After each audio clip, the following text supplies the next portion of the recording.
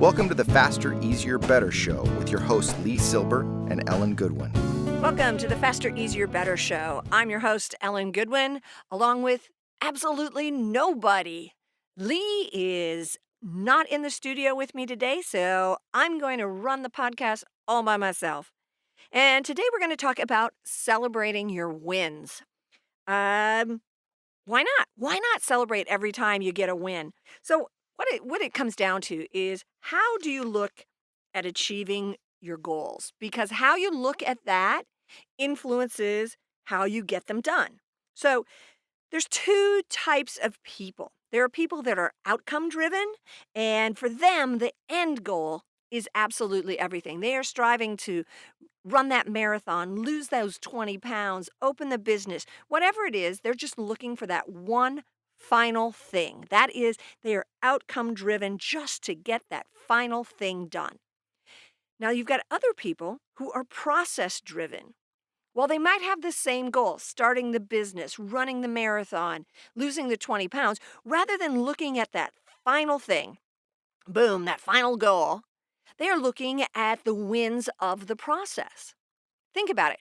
If you are outcome driven, every day that you work towards your goal is a day that you don't succeed, because in your mind, the only day that's successful is that final day when that business opens, you run that marathon. But if you are process driven, every single time you do what you need to do to move you closer to your goal, you've succeeded. You've won. You've done the process. So if I'm trying to lose 20 pounds, every day I eat well or go to the gym, boom, that's a win, and you celebrate it. On the other hand, if I'm just outcome driven, every time I go to the gym, it's just another notch on the way. It's nothing to celebrate. Personally, I'm much more of a process-driven person. I can have that big goal, but every time I succeed, I get a little thrill. Yay, look at me.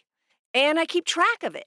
If I am trying to build that business, lose that weight, I can't figure out a way to keep track. I know we've talked about it before in the program, where Lee does a series of red dots and green dots, keeping in mind what he's succeeded at or failed at. So if he succeeds, he gets a green dot. If he fails, he gets a red dot.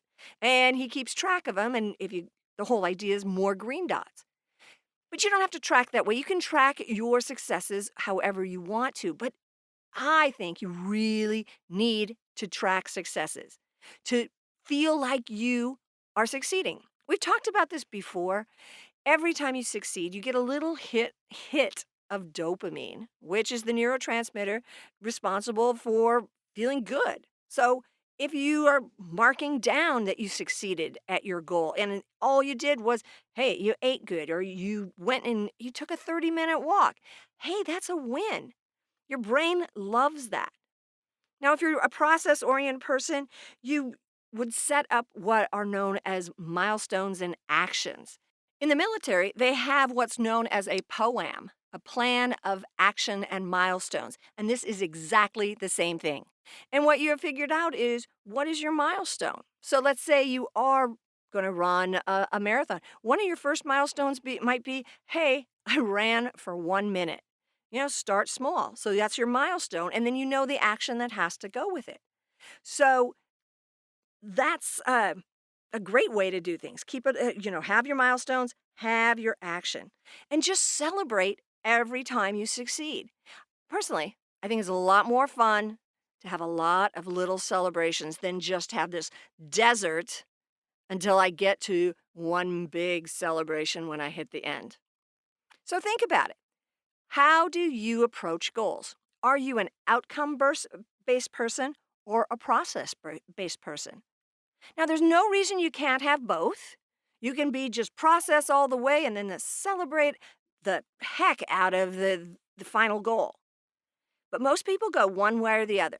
Personally, I think it's a great idea to go with the process. Set some milestones, set some actions, do those actions, celebrate every single win. I think you'll be happy about it.